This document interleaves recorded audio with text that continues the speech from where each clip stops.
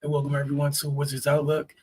Washington Wizards fell to the Atlanta Hawks this evening, 131 to 116. We saw them have a horrible first half, bounce back in the third quarter, and just didn't have enough to finish in the fourth. So credit to Atlanta for that. Jalen Johnson led the Hawks tonight. He recorded back-to-back triple doubles in pregame. I told you about the franchise history he had last night, becoming the first player in Atlanta Hawks history to have a 15-15-15 game. Well, he didn't quite have that tonight, but tonight's triple-double was 30 points, 12 rebounds, and 12 assists. Onyeka Okongwu chipped in with 21 points and 9 rebounds, along with a pair of steals and 3 blocks. Washington was led by C.J. McCollum's 28 points. The Wizards got good production from their youngsters off the bench, and Tristan Vucevic and 18 points and 5 rebounds, and Will Riley had a career-high 15 points. The Hawks came out in that, scored 70 in that first half. As I mentioned earlier, Washington had just 55 over the first 2 quarters of play. We saw Washington, again, this is a script we've seen at different times this year, dig in the third quarter on the defensive end and really change the game a bit, and they got Atlanta to got to play on their terms, and they were able to climb back into the game to the tune of winning the third quarter 38-28, which brought them to within 4 by the end of the third. Heading into the fourth, they were trailing 97-93. The Wizards would tie things up at 97 with 11:29 left in the game on a pair of free throws from Malachi Branham. The Hawks would respond, and what a response it was. They went on an 8-0 run over the next couple minutes, pushing their lead to 105-97 with 9:15 to go. The Wizards would get no closer than 5 the rest of the way as the Hawks took that 8-0 run, and they turned it into a 20-5 run over the next segment of the game. That would essentially end the game as it was. It was 117-102 with 5:47 left, and C.J. McCollum broke up that 20-5 run when he hit a 3. Again, it was a hell of a run made in the third quarter by Washington, but it just wasn't. They didn't have enough at the end where we saw the Hawks, who I'm sure Hawks fans are biting their nails. Like literally, they blew a 23-point lead or got walked down by the Nuggets from 20 down last night, right? So I'm sure Hawks fans were worried about this starting to look a little familiar, unfortunately for them.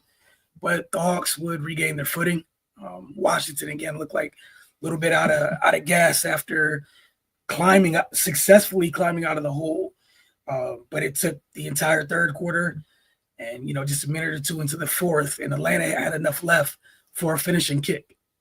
And they would use that final run again. It was 20-5 to put the game away. The Hawks would respond from losing that third quarter 38-27 by winning the fourth 34-23. Some of the areas in which things got away from Washington, they got beat on the glass in this one 45-26. 15-4 specifically on the offensive glass. Now, obviously, that directly correlates into second chance points.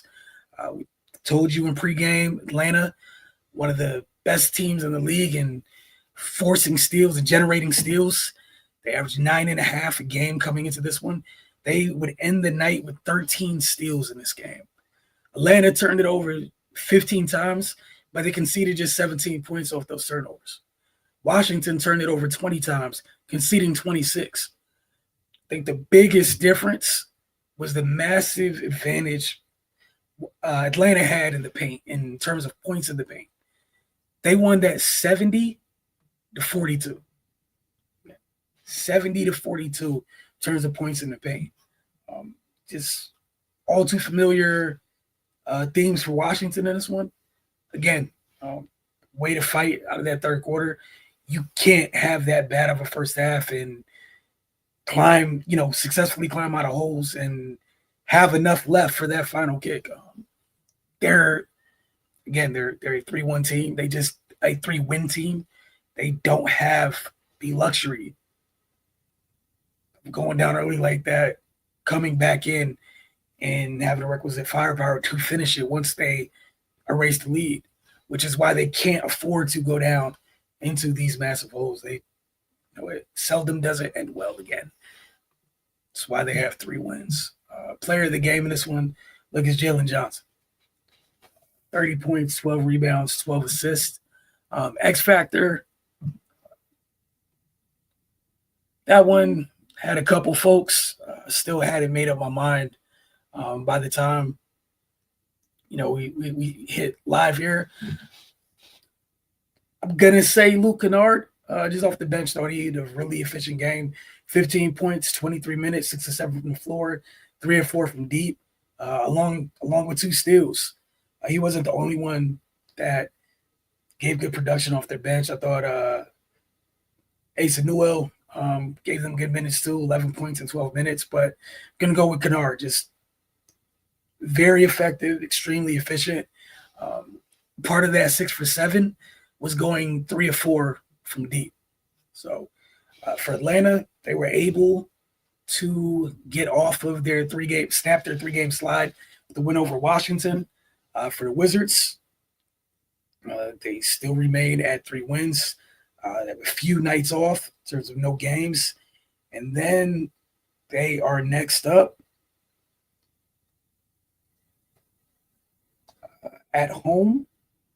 They'll be hosting the Cleveland Cavaliers on Friday, December 12th. So we will see you guys then.